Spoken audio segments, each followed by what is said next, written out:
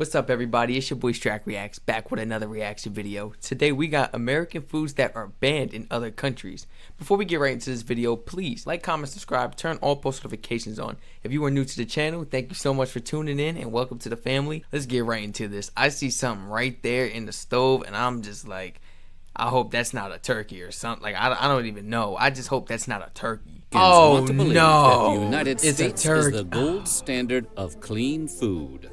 But Gotta put it back in the oven. May not hold up to scrutiny. From unsanitary practices in mass production to the addition of dangerous chemicals, countries have good reason to give the side eye to imported foods claiming to be USDA approved. That's right, this week we're talking about American foods that have been banned by other countries. But before we get started, be sure to subscribe to the Weird History Food channel. Let me tell y'all something about FDA approved. FDA approved is bogus, at least out here. You can't even eat no fruit no more without it being fake. Since the dawn of Skittles, there have been rumors about the dangers of eating them.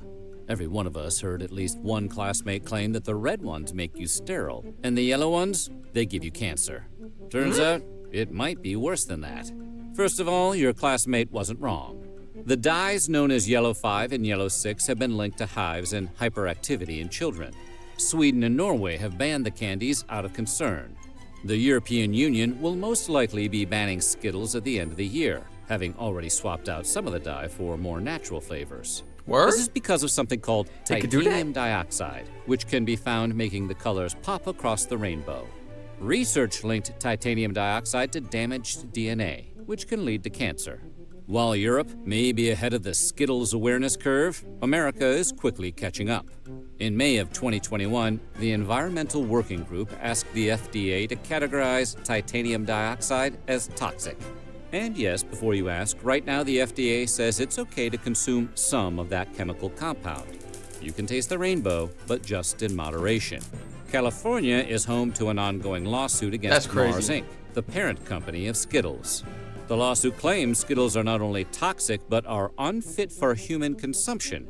So maybe for now, play it safe. Just go have some Swedish fish instead. Oh. I don't know Swedish fish. Out of everything, you gonna pick the Swedish. You're not Starburst? What's wrong with Starburst? You don't mess with Starburst? Ever looked at a piece of crusty French baguette, be it in cartoon or in real life, but let's be honest, it was probably in the hands of Pepe Le Pew, and think, I can't make a sandwich with that? As great as we talk about the invention of sliced bread, a lot of European countries have actually banned much of what you'd find on America's wide grocer shelves. I don't blame them. Because we make a lot of our bread not just with grain, but with a variety snap packs worth of additives, like azodicarbonamide, for example, which helps bleach flour and strengthen dough. Fun fact about azodicarbonamide, it's also used in a spectrum of industrial products, including yoga mats. Downward dogs. The European Union is really against the idea of its citizens eating yoga mat material and has banned their use in food products. Oh, I'm allergic to pork. We don't do pork. We don't do pork. Nobody in my household actually does pork. No, sir. I ain't gotta worry about this. Let me tell you something with pork. It is what it eats. Pork, the other white meat, is a staple of American meats along with chicken, fish, and beef. From bacon to ham, hot dogs to pork chops. American meat eaters consume about 67 pounds of pig per person every year. Soo-wee, my heart is stopping. Ooh, don't get us so wrong, is mine. Other nations indulge in swine just as much, if not more, than Americans. So why doesn't the U.S. export scores of succulent bacon-bearing boars? Well, it turns out America adds a lot of chemicals during processing. Ractopamine in particular is used in many pig farms to raise porkier porkers. Ractopamine, which we put a dash of in a lot of foods, has been banned in 160 countries, which all consider the drug unsafe for human consumption. This in turn has led to a prohibition of pork exports across the world. The EU hasn't touched the stuff since outlawing ractopamine in 2009. China and Russia have been ractopamine-less since 2013. Maybe that's because ractopamine has the same effects as an intoxicant on humans and can cause tachycardia, headaches, and muscle Ain't that spasms something? if consumed in large enough quantities. But it is a small price to pay for a perfect piece of the pork. Hygiene in America often comes down to dousing stuff in a chlorine bath and calling it FDA approved, and chicken is no exception.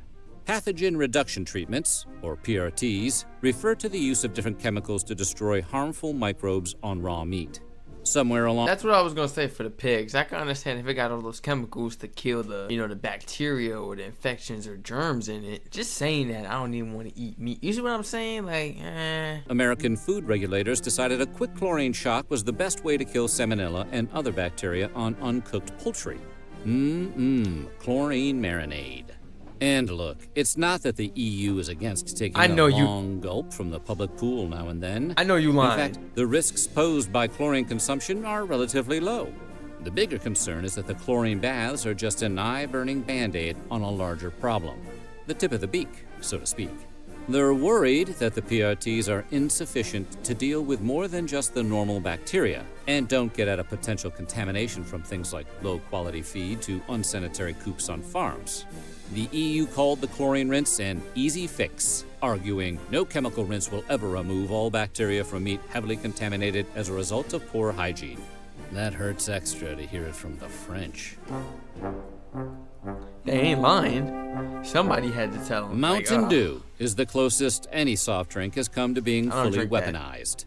But did you know in Austria and Norway, the soda is outright banned? That's because Mountain Dew's signature Chernobyl radiant hue comes from tartrazine, also known as yellow 5. And if your ADHD hasn't kicked in yet, you'll remember that color and number from the Skittles section earlier. It's been linked to headaches, hyperactivity, and the desire to be annoying to other people. Ironically, the qualities that make Mountain... He gotta be joking. Somebody in the...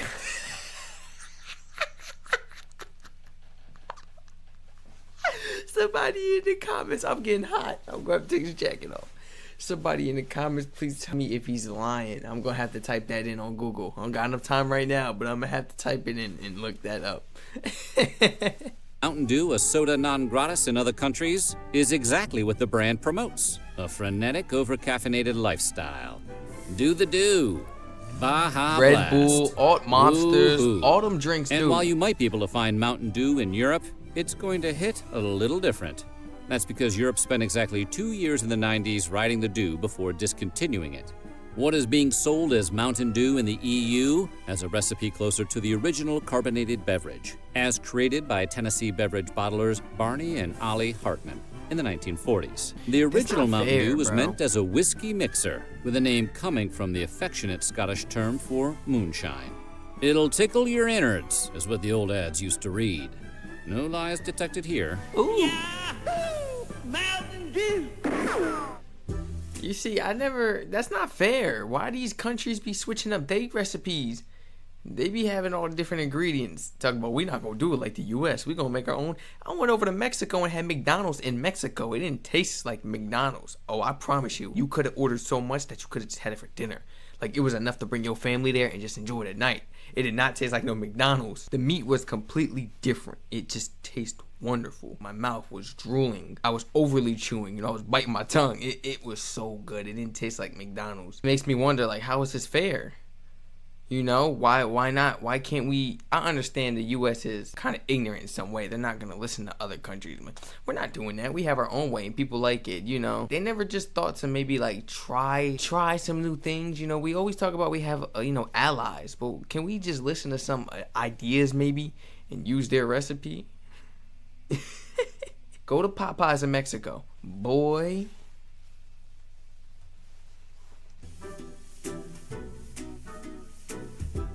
Little Debbie, I don't eat no Little Debbie snacks. Has been providing Americans with comfort snack food since the 1960s, with their variety of zebra cakes, star crunches, nutty bars, fudge rounds, and cosmic brownies. I'm not judging nobody. But their I big ate the claim to brownies. fame, as anyone who has ever had their lunch packed by a parent can attest, is the Little Debbie Swiss Rolls, a mixture of rich chocolate cake and butter-creamy filling. Over 900 million cartons of Little Debbie products are shipped each year, but none of those cartons go anywhere near Austria or Norway. Blame those rascally additives, yellow 5 and red 40. Swiss rolls contain 32 milligrams of dye per product, and in those quantities, they've been shown to have an adverse effect on children. What? And we're not just talking about causing hyperactivity, although one study found that cutting all artificial food coloring from diets may be 1/2 as effective as prescribing kids Ritalin. And while we can't prove there's a direct connection between artificial food coloring and cancer, they do cause damage to white blood cells, causing them to mutate after only 3 hours. Exposure to these dyes could cause tumor cells to multiply way more rapidly. Oh, man. For that reason, researchers say a high chronic intake of food colorings throughout the entire life is not advisable. If only they weren't so delicious. Surprisingly, you can buy Little Debbie's Swiss rolls in the EU, but they come with warning labels advising parents of the potential dangers to kids. You know, like cigarettes.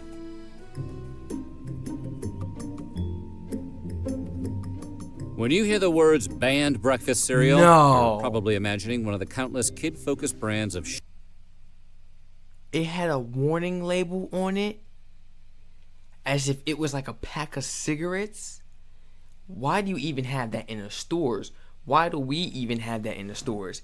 I'm about to go to the store after this to go buy a notebook, and I'm gonna go over to the snack section and look at the Little Debbie products. And I just want to see, do ours have those? Because this is crazy. Ew. Oh. sugary morsels, like the oh-so-delicious Cookie Crisp. So you might be surprised to learn that it's actually Special K, the most boring cereal on all of the earth, that has been banned in Denmark and discouraged in the EU.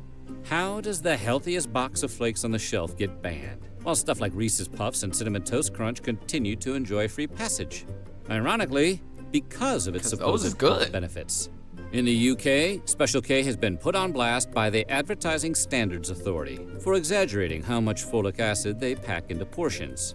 Though it's still legal to buy in Europe, Denmark has completely banned Special K since 2004 for all its fortified vitamins and minerals.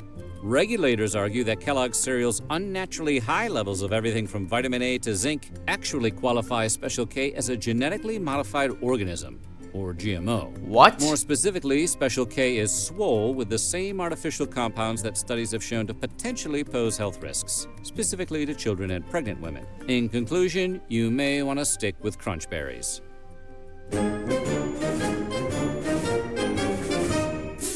You don't need to take a transcontinental flight to visit countries that have banned American foods. Just drive up to the Canadian border, flash your passport, and sign an affidavit saying you're not smuggling any steak tartare in your trunk. Today, consuming raw meat has fallen out of fashion in the US, much like other foods like veal and pate, which don't make you sick but might make you sad. But while baby cow and overstuffed goose liver is illegal in parts of America now, tartar... That need to be illegal. What you talking about, overstuffed goose liver? Man, what you talking about? See, while veal and pate may be uncool, they are also served hot, unlike tartar, which is chopped up cold meat, straight from the cow.